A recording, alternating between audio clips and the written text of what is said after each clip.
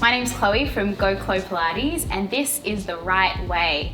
Today I'm going to show you the right way to do a Pilates roll-up. Pilates roll-up is a great exercise because it's great for building strength through your abdominals, great ab workout, but it's also great for that spinal flexion mobilization. If you are a little bit stiff in the spine, this exercise can be quite challenging, but I'm still going to show you some little tips along the way. So first, I'm going to show you some of the biggest mistakes I see with this exercise, and I'm going to take you through them right now. So let's do the exercise. Arms overhead to start. We're going to reach the arms up, and I'm going to show you the first mistake, which is the feet lifting as you come up like that. Now, ideally, you want to keep those feet planted down. You can even put your feet under you near a sofa or something to keep them planted down, but we want to try and really ground them so that the work is coming from the core muscles rather than just the feet lifting and us trying to balance our bodies.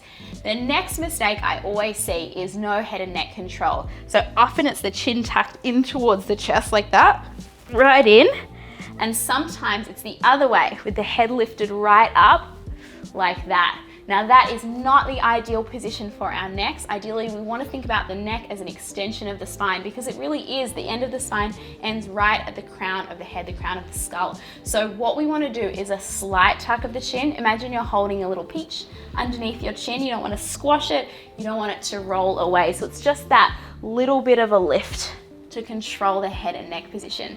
The last mistake I see is the body moving as one block, as one piece. This is all about spinal mobilization, and this is the mistake I always see, where people just try and lift their whole bodies up as one piece like a robot.